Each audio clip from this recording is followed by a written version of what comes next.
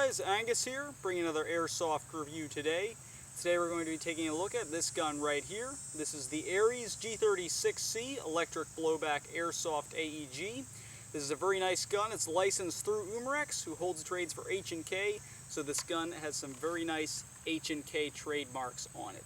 Now if you're interested in purchasing this gun after watching this review, there is a link down below in the description to airsoftStation.com where you can purchase this gun for about $270. So with that being said, let's go ahead and get into the review of the ARES G36C with H&K Trades. Now when you first get the gun, this is the box that will come in. The box is made of a very sturdy cardboard and actually has a bit of heft to it. So don't be surprised when you pick up the box that it weighs a little heavy because it's actually part of the box, not just the gun. Now the box, as you can see, it's fairly flashy. It has a large H&K logo on it as well as the phrase "No Compromise." Really nothing about ARES, more so Umarex and H&K. When you remove the box top, you'll see a thin sheet of black styrofoam. Upon removing this, you will see the actual contents of your package. Now, as you can see, the gun is packaged extremely well. The gun's going to leave the warehouse and get to your home in the exact same condition it left the warehouse in, because in transit, it's not going to move around. It's going to stay locked in place. This black styrofoam is very tight, holds everything in place perfectly. Really no chance of this slipping around and getting damaged during shipping. Inside the box, you do have your H&K G36C owner's manual. This is a pretty short and concise manual. It tells you how to do the usual stuff. Then you'll get 3 small pieces of paper, each one telling you a different thing. The first one there with the picture of the gun on it, it seems to be just a small little advertisement about the H&K MP5K. The white piece of paper on the bottom, that is for you to register your gun with Umarex, and the bright yellow piece of paper is a warranty card because this gun is covered by Umarex's 1-year warranty. Do not return it to the store. You want to go through Umarex. And then you'll have your plastic 470 round high capacity G36 magazine. And of course your ARES H&K G36C Airsoft AEG itself. Now jumping right into the review here, external quality on this gun is phenomenal. The real G36, that is not metal. Therefore, the Airsoft version isn't either. This gun is composed of a very high quality, solid, durable polymer component. And that's pretty much the whole gun. There's really only a couple metal pieces on here. Those being these screws holding the gun together, as well as your 3 ARES rails up here, the 2 side rails and the bottom rail. Those are composed of a solid metal. But the rest of the gun, that is composed of plastic. One other piece I should mention would probably be the butt pad of the stock, which is composed of rubber. The whole gun, again, solid, completely solid, great external quality on this AEG. The cheapest piece on here being the magazine. It's made of a cheaper plastic. But the gun, solid, has a nice feel to it. It's actually pretty light at 5 to 6 pounds. Definitely very maneuverable. And external quality, sorry I keep mentioning this, but the external quality in this gun is phenomenal. All your other Airsoft G36s, those are polymer and plastic as well. But none of the ones I've held really compare to this one. The external quality on this gun is absolutely phenomenal. Now jumping from the externals to the internals on this gun, you do have a metal gearbox inside. The internals are decent. There is one thing I do need to mention though. This is an electric blowback Airsoft AEG, and the blowback on this gun is derived from the piston. Therefore, it does cause stress on the gearbox, which, you know, that's not very good. You don't want your gearbox breaking down because of the blowback. So it's up to you. The blowback is a very nice feature on there, really cool, even has a little bit of recoil, but again, does cause stress on the gearbox. Therefore, it's up to you. Do you want to disable it or you want to keep it on? Disabling it is as easy as disabling one little screw. So internally, it's a pretty good gun with the exception of the stress the blowback can cause on the gearbox. But externally, internally, very solid gun. And one thing I do want to mention before we head out into the field is this gun's trademarks. The trademarks are located on the left side of the AEG.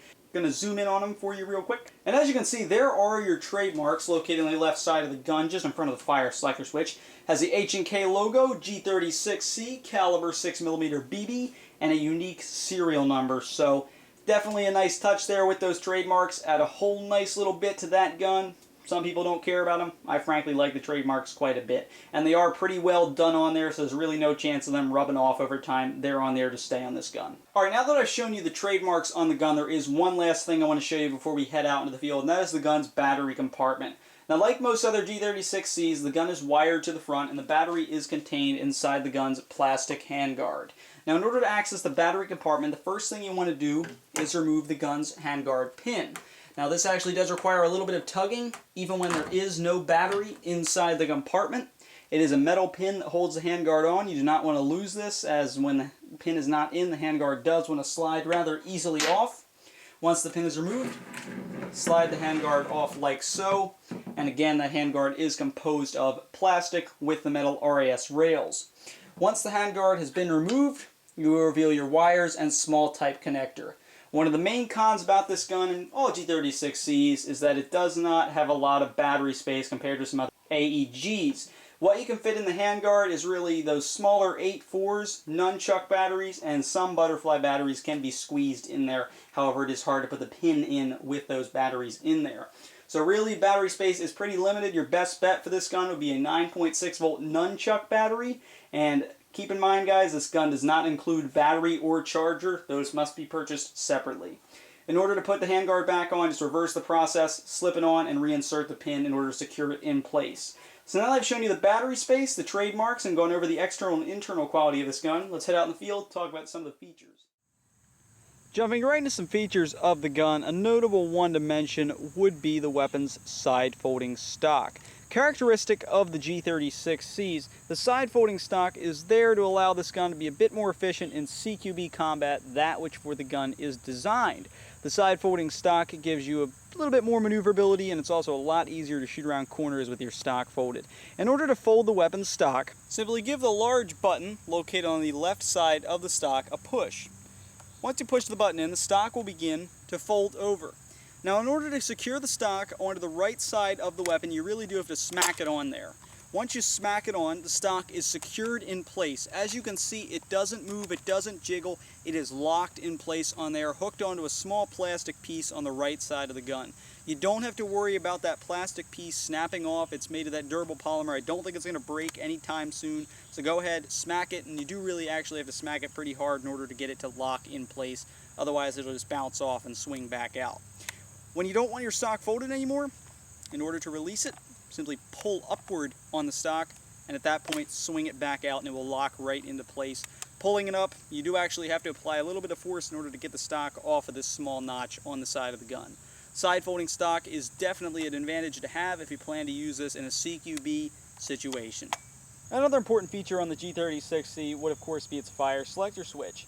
Now the fire selector switch has your same three settings as pretty much all your guns. As you can see, it's the small dial. The first setting being the crossed out bullet, meaning safety, trigger cannot be pulled. The next setting on the single bullet, meaning semi-auto, 1 BB will be released each time the trigger is squeezed.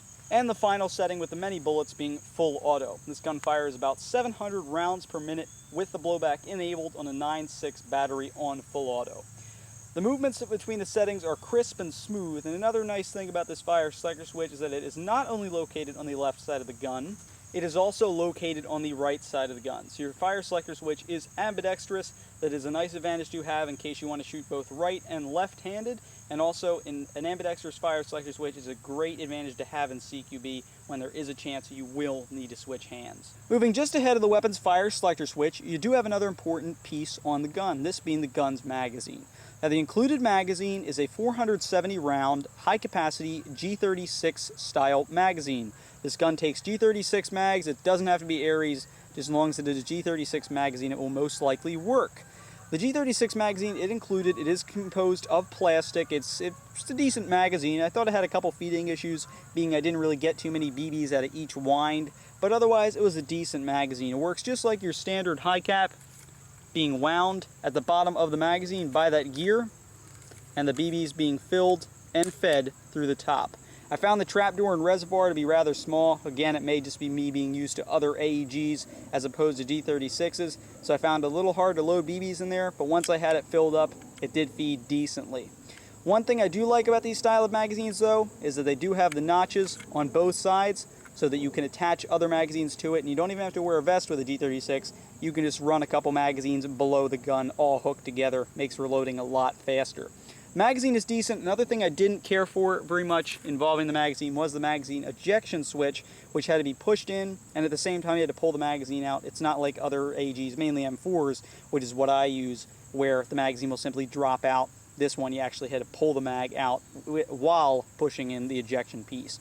So otherwise, the magazine well area was decent, very little wobble, magazine was decent. However, I'm not really used to G36 magazines, so naturally the G36C does have iron sights. The rear sight is adjustable, and it is adjustable between two apertures. The aperture shown here is the square with open hole. However, you can switch that to the pyramid sight, as I call it, right there with a small slit/notch in the middle of the sight.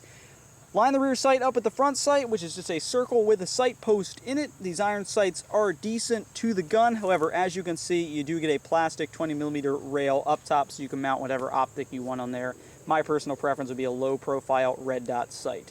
However, the top rail is not the only customizable option on this gun. You do have some ARES rails on the front handguard. Again, these are composed of metal. You get two side rails, one located on the left, the other on the right side of the handguard. You can mount whatever you really want on here. They are 20mm. Being that you want to house a bigger battery, you can mount a tech box on there, or you can mount a laser, flashlight, whatever you want. There is also another ARES rail underneath the handguard. I would really recommend you put a foregrip on there, as it makes holding this gun much more comfortable. The ARES rails in the front of the handguard give you the option for customization, which is always a plus. One last thing I thought I'd mention before we go to the final conclusion of this review would be the gun's hop-up. The hop-up is accessed by pulling the weapon's bolt back. As you can see, you reveal your hop-up gear. I found this hop-up to be very nice, put a lot of spin on the BB, made it have a lot of range, and also be very accurate. So I definitely would recommend you adjust your hop-up. One cool thing, when you release the bolt, you do get a nice little metal clink, as your dust cover is metal. Alright, so now the final conclusion of the ARES G36C Airsoft gun review. Now, I'm an Airsoft player. I've been playing Airsoft for quite some time, and I've never owned a G36. Not a G36C, not a G36K, just never owned a G36. And the reason for that is because, frankly, I think they're kind of ugly. But that's just my personal preference, because this is a very nice gun when you get down to it. Features-wise, it's got the same features as any G36, no matter who makes it. The folding stock, the 470-round G36 magazine. It does have the 3 ARES rails. Some of the G36s don't come with those, so it's nice that they do include them for you. And what really sets the gun apart, in my opinion, is the external quality. I've handled other G36s, and really none of them compare to this. This is a very solid and very nice feeling weapon. It's composed of a high quality polymer, and it just feels great in your hands. The external quality that ARES put into this, ARES is known for their externals, and it is a very nice gun. Internally, it's decent. The blowback is a nice touch to it. If you watch some of our slow-mo shooting videos, blowback's really cool, makes a nice loud clank, and it does give a little bit of recoil, but does put some stress on your gearbox. Otherwise, it is a pretty cool feature. Major cons of the gun, there really aren't any, with the exception of the stress on the gearbox. And the battery compartment, it's a little tight. You really can't fit too many big batteries in there. That's why I would recommend you get a PEC box on one of these rails. But otherwise, it's a nice gun with all the features in the externals. One thing I do want to point out is that I actually did use this in a game, and the thing that really makes this gun a nice gun to me is it's accurate and it has a long range. You can take this out into woodland and definitely dominate the playing field, because it's shooting accurately at maybe 130, 150 feet. That's with .25s, hop-up adjusted, has a great hop-up on it. It's an accurate, powerful range weapon. It's a nice gun for the woodland games. It's a really nice gun externally and performance. Features same thing as any other gun, so really can't really judge it on that. But externals and performance, the ARES G36C, licensed through Umarex with H&K trademarks, is a very nice AEG. If you're interested in purchasing it, there is a link down below in the description to airsoftStation.com, where you can purchase this gun for $270. It is rather nice. If you're a woodland player looking to grab a G36C, this could be it. Thanks for watching, guys. Please subscribe.